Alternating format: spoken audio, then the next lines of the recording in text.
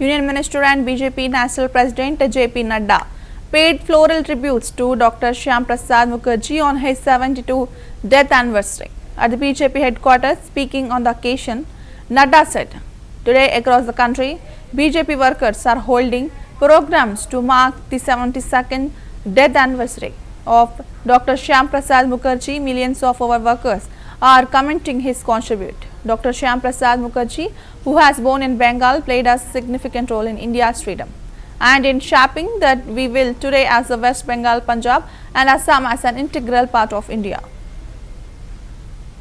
आज सारे देश में भारतीय जनता पार्टी के कार्यकर्ताओं द्वारा डॉक्टर श्यामा प्रसाद मुखर्जी जी के 72वें पुण्यतिथि पर सभी जगह हमारे लाखों कार्यकर्ता डॉक्टर श्यामा प्रसाद मुखर्जी की याद में आज कार्यक्रम कर रहे हैं। हम जानते हैं कि डॉक्टर श्यामा प्रसाद मुखर्जी, जिनका जन्म बंगाल में हुआ और जिनका बहुत बड़ा योगदान आज़ादी में और वर्तमान में जो हम पश्चिम बंगाल देख रहे हैं, जो हम पंजाब देख रहे हैं और जो हम आसाम देख रहे हैं, इसको जो हम भारत का हिस्से के रूप में देख रहे हैं, उसमें डॉक्टर श्यामा प्रसाद मुखर्जी जी का बहुत बड़ा योगदान है।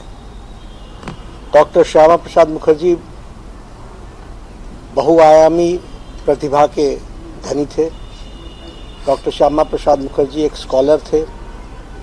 33 वर्ष की आयु में वो कलकत्ता यूनिवर्सिटी के वाइस चांसलर बन गए। बाद में वो विधानसभा में पहुंचे और विधानसभा में उन्होंने उस समय के बंगाल, जो यूनाइटेड बंगाल था, उसकी सेवा की और तत्पश्चात डॉक्टर श्यामा प्रसाद मुखर्जी आज़ादी के पश्चात प्रथम कैबिनेट में, नेहरू जी की कैबिनेट में मंत्री रहे। वैचारिक मतभेद के कारण और जो उनका जो तुष्टीकरण की नीति थी डॉक्टर जवाहरलाल नेहरू जी की, उसके कारण डॉक्टर श्यामा प्रसाद मुखर्जी जी ने इस्तीफा दिया और बाद में उन्होंने भारतीय जनसंघ की स्थापना के संस्थापक सदस्यों में से रहे और उन्होंने भारतीय जनसंघ की स्थापना की। भारतीय जनसंघ की स्थापना के पश्चात जो तुष्टीकरण की नीति के कारण जम्मू कश्मीर को जो स्पेशल स्टेटस दिया गया था,